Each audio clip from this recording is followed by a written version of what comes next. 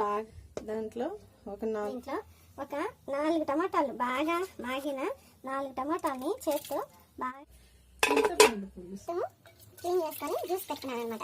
150 గ్రాములు చింతపండు దాన్ని నానబెట్టేసి బాగా పిసికి దాంట్లో అంతా జ్యూస్ తీసుకుంటున్నాగా తీసుకోవద్దు అనమాట. లేకపోతే ఇదంతా కూరలోకి వచ్చి డిస్టర్బ్ చేస్తూ ఉంటుంది మనం తినేటప్పుడు. 3 పచ్చిమిరపకాయలు చీల్చి వేస్తున్నాను. ఒక పెద్ద ఎర్రగడ్డ తీసుకున్నాను. నాకు చిన్న చిన్న ఎర్రగడ్డలు ఉంటే ఘాటు పెట్టి ఇట్లా చేపల కూరలు వేసుకోవాలంటే ఇష్టము. ఆ చిన్న ఎర్రగడ్డలు వండుకొని వేస్తాను. ఇవి వచ్చి మామూలుగా తరిగేసుకున్నాను అనమాట. మామూలుగా తరిగేసి ఎర్రగడ్డలు స్పూను పసుపు, 1 స్పూను ధనియాల పౌడర్, 4 స్పూన్లు వేసుకుందాం ఫ్రెండ్స్. ఎందుకంటే మనకు చింతపండు ఎక్కువ వేసాం కాబట్టి 4-5 స్పూన్లు వేసుకుందాం.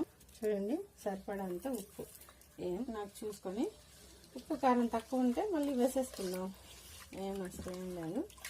చూడండి కుండల్లో వంచు ఆయిల్ వేసేసుకొని తిరగమాతలో కొంచెం వేసుకుంటే సరిపోతుంది. పీసు కూడా పడుతుంది. మామూలుగా మామిడికాయ వంకాయలు వేసుకుంటాం కదా, అలాంటప్పుడు అయితే ఈ చేపలు ఎందుకులే పిసిపిసా పోతాయి చినిగిపోతాయని భయము. ఇప్పుడు అలాంటివి ఏం లేవు మనకు. టమాటాలు కూడా జ్యూస్ లాగా వేసేస్తాం కదా, కొంచెం ఉడికితే అయిపోతుంది. ఎర్రగడ్డ ఒక్కటే కదా ఉడకాల్సింది, ఏముంది ఇంకా చూస్తుంటేనే కలర్ఫుల్గా ఉంది. పెట్టేసాను, ఇంకా అన్నీ వేసి కలిపేసాను. ఇది ఉడికేలాపి మనం దీనికి మసాలా తయారు చేసుకున్నాం. ఇలా పై మీద పెట్టేసి మూత పెట్టేసామంటే ఇవి వచ్చి చేపల కూరకి వేయాల్సిన మసాలా అనమాట. ధనియాలు 1.5 స్పూన్ వేసాను ధనియాలు. తర్వాత మెంతులు 1/2 స్పూను, 1/2 స్పూన్ వచ్చి ఆవాలన్నమాట. తర్వాత వచ్చి ఇందండి జీలకర్ర, కొద్దిగా జీలకర్ర కనిపిస్తుందా, కొద్దిగా జీలకర్ర, తెల్లగడ్డ. ఈ ధనియాలు మెంతులు ఈ పొయ్యి మీద ఇప్పుడు ఏం చేస్తాను చూపిస్తాను మీకు. ఈ జీలకర్ర మాత్రం వేయించను. ధనియాలు మెంతులు ఆవాలు ఏం చేసి ఈ జీలకర్ర కూడా వేసేసి పొడి చేసేస్తాను అనమాట. పొడి చేసిన తర్వాత లాస్ట్లో ఈ తెల్లగడ్డ వేసి దంచి వేసేస్తాం. అప్పుడు ఏంటంటే ఇంకా నీసు వాసన అనేది లేకుండా బాగుంటుంది అనమాట చేపల కూర. అల్లం తెల్లగడ్డ పేస్ట్ వేసేవాళ్ళు కాదు, ఇలాగే వేయించుకొని నీట్గా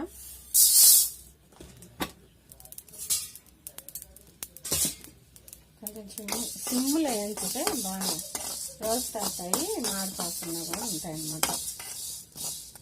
వీటిని మిక్సీకి వేసేదానికన్నా కానీ రోట్లోనే దంచుకుంటే బెటర్. నేనైతే రోట్లోనే దంచుతాను. వేడిలో ఊరికి జీలకర్ర వేగాల్సిన అవసరం లేదు, స్మెల్ అంతగా ఉండదు. ఊరికే ఆ వేడికి అంత మెత్తగా ఉంటుంది కదా, పొడి దంచేటప్పుడు పొడి అవుతుంది. కానీ కొద్దిగా చూడండి బాగా వేసారు. ఇదిగోండి బాగా చూసారా, ఈ రోట్లో వేసేస్తాను, దంచుతాను. కొద్దిగా తిరగమాతకు సరిపడా ఆయిల్ వేసాను ఫ్రెండ్స్. మన చేపల కూర ఉడికిపోయింది, ఇంకా మనం తిరగమాత చేసేసుకుందాం. కొంచెం జీలకర్ర, ఆవాలు, మెంతులు రోని అంటే ఆల్రెడీ పొడి వేస్తున్నాం కాబట్టి ఇప్పుడు కొంచెం వేస్తున్నాను, ఎక్కువ ఎందుకులే, ఆల్రెడీ పొడిలో వేసాం. ఈ ఊరికే తిరగమాత స్మెల్ కోసం అనమాట. బాగా ఉడకతుంటే ఆ సట్లో ఉడికితే అది టేస్ట్ వేరు. ఏందో అయిపోయాయి ఎర్రగడ్డలు వేస్తున్నాం. ఇలాగా తిరగమాతలో మెంతులు, ఆవాలు, జీలకర్ర వేసి ఇట్లా ఎర్రగడ్డలు వేయించుకుంటాం. బాగా మంచి స్మెల్ వస్తుంది. ఇదిగా ఎర్రగా వేగాయనుకో పైన తిరగమాత కూరలో లాస్ట్లో వేసేస్తామనుకో అసలు ఊరంతా స్మెల్ వస్తుంది. మనం ఏం కూర వేసినా ఇలా కానీ తిరగమాత వేసామనుకో ఇంక ఊరంతా స్మెల్.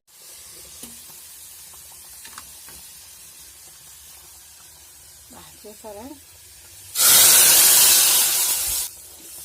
అలా వేస్తే స్మెల్ అదర్స్ బాగా దీన్ని గంట పెట్టకుండా టనాలన్నమాట. ఏంటంటే ఇందాక మనం వేసుకున్నాం కదా ధనియాలు, మెంతులు, ఆవాలు, జీలకర్ర ఏమో వేయించలేదులే, అట్లా వేసాను. కొంచెం తెల్లగడ్డ అసలు కూరలో వేయాల్సింది రామబాణం లాంటిది, ఇది మర్చిపోయాను పక్కన వచ్చేసి అట్లా ఉంటుంది వేసాను. అది వేయకపోయినా కానీ కూర అంత గుమగుమలాడుతుంది. అందుకే నేను ఇంకా అంతిలా, లేకపోతే ఏదైనా స్మెల్ వస్తా ఉందంటే ఏందబ్బా అని డౌట్ వచ్చినది. ఇంకా ఏం చేస్తాం, ఇప్పుడైనా ఏం అవసరం లేదు, వేసాము. కలిసిపోద్ది. ఇది వేసి నాకు ఏమంత ఎక్కువేం ఉడకబడలేదు, ఉడికే కొంతసేపు అట్లా కళ్ళు ఉడికేస్తే కలబట్టి ఒకసారి అట్లా తిప్పేసానంటే అయిపోతుంది.